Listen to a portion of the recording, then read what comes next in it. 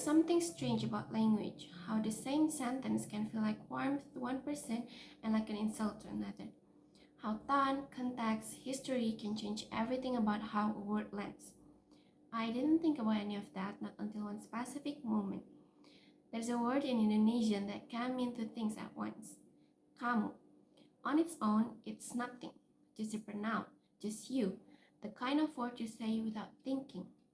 To some people, it's casual, normal, the word you use with people you're close to. To others, it's a sign of disrespect, something you simply don't say to an elder. But I grew up using it freely, with friends, with people I felt comfortable around, and with my mom specifically, which I don't do that anymore. I didn't change because someone told me to, but I changed because of one moment I didn't see coming. There are spaces where that word lands differently, where the person hears something I never intended to say. So one day, I was talking to my mom the way we always do, and my grandmother was there listening. And I used it naturally without thinking. Kamu. It's just how I talk. My mom never had a problem with it. That's just how we communicate. To both of us, it was normal. But my grandmother, she was upset. Not a little bitter, but actually upset. She said that I was being disrespectful, that the way I spoke showed I hadn't been raised properly. And I just confused. Because in my mind, I wasn't doing anything wrong.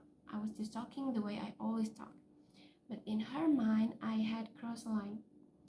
My grandmother grew up in a time where language carried hierarchy, where how you address someone told them exactly where they stood and where you stood. Kamu to an elder wasn't neutral.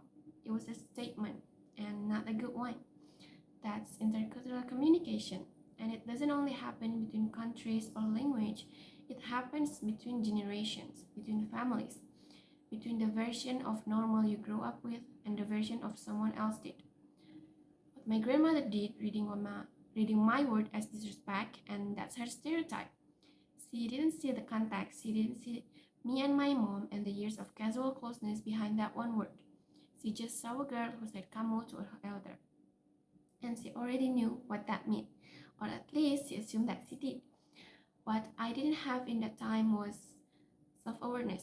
Not awareness of what I did wrong, because I don't think I did anything wrong, but awareness of the gap. The gap between my context and hers. The gap between what I meant and what she heard. Not self-awareness as in knowing you did something wrong, but self-awareness as in knowing that your normal isn't everyone's normal. I don't think my grandmother was wrong for feeling what she felt, and I don't think I was wrong either. But I changed. I stopped needing to be right, and I started paying attention instead to the gap between what I mean and what someone else hears.